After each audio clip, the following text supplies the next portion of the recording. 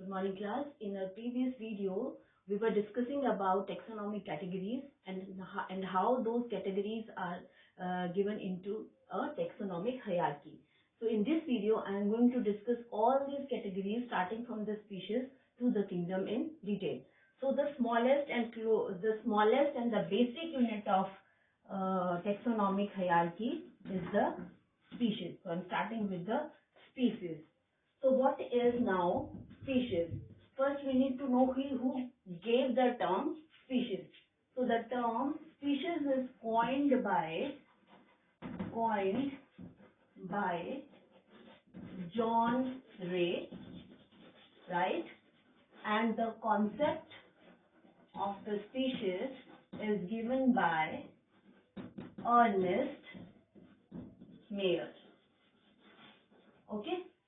And the definition of species is that species, the group of organisms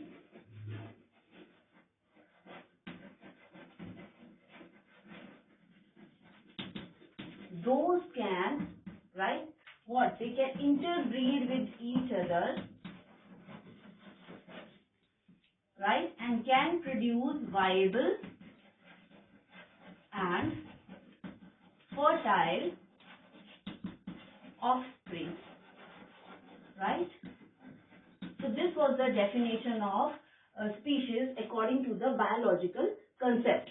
So if I am taking in a group of organisms, they should be able to interbreed with each other, right? They would be able to reproduce, and after reproduction they would be able to produce viable and fertile offsprings.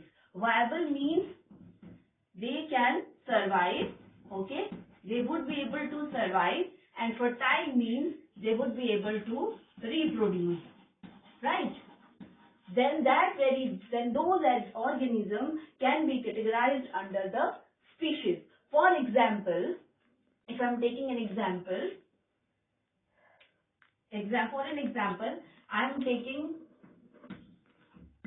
example of a horse, and the cross is done horse and a donkey, right?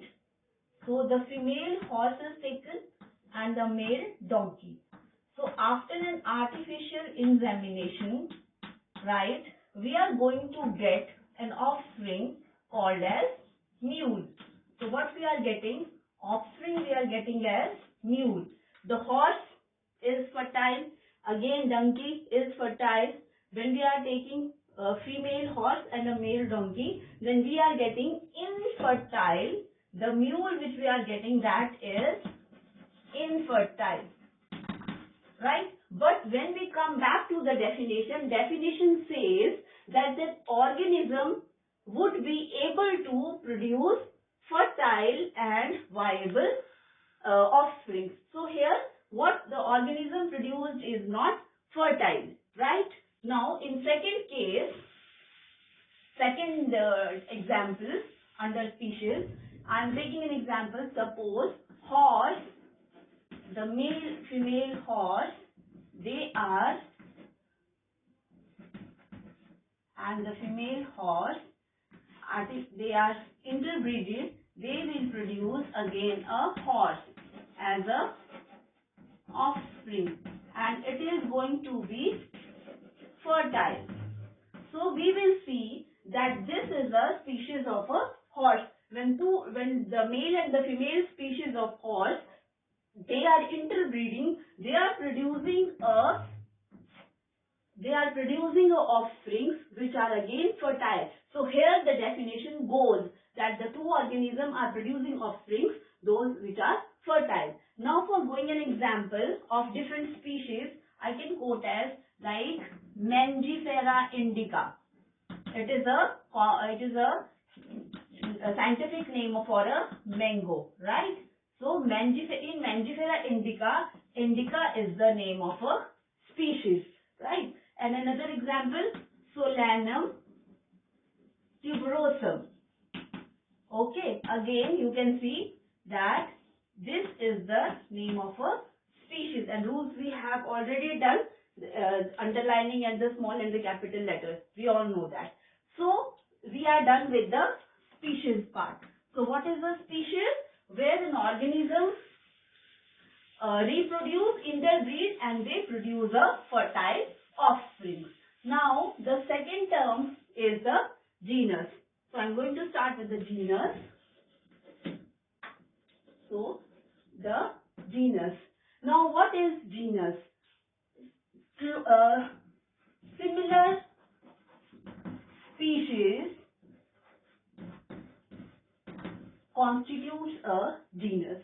For example, if I'm taking an example, suppose for an example, Panthera leo, right? Panthera pandus, right? And Panthera tigris.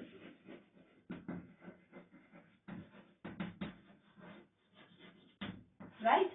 So what is a genus? When the similar species, they are kept, when the similar species which are sharing some closely related characteristics, they are placed in a same genus. Okay? So they are, so Leo, this is the leopard, right? Okay? This is a lion. Leo is a lion. This is leopard. And this is tiger. So these are three different species, but as per the correlated characteristics and similarities between these species, they are categorized or they are kept under the same genus, which is Panthera. So we can say that three of them are having the same genus. So what is genus? Genus is having the similar species, right? So this is a genus. So we are done with the genus also.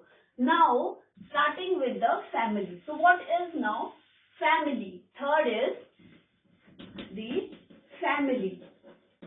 Again, the similar type of genus constitutes a family. So similar genus constitutes a family. For example, Panthera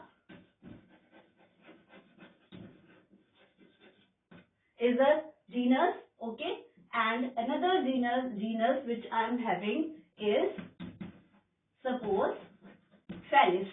Panthera is used when we are talking about higher cats like lion, tiger or leopard, and Felis we are talking about domestic cats, the small cats, right? So they again higher cats. So again they are going to share common characteristics. So these two genus again we are going to keep these two genus under a same family, and the name of the family is going to be Felidae, Felidae, right? So this was the genus Panthera, and this is another genus. In this genus, the cats are kept, the domestic cats. But these two, the higher cats as well as the domestic cats, they share some correlated factors. They may be like they are having 4 legs, a tail, and they are carnivorous. So these are some features which are common between these two species. So on the basis of this similarity, they are kept under a common family. So what is a family? It is a taxonomic category which is having the same genus, right? So this was with the family. Now we are done with the family. So the next is after family comes the order. So the fourth is order, right? So order is the similar what? Again similar families, right? Similar families. For example, one family I am having is Felidae, and another family Canidae. Why is not there? Canidae, right? So these are the two families. This is a cat family. Felidae is a cat family, right?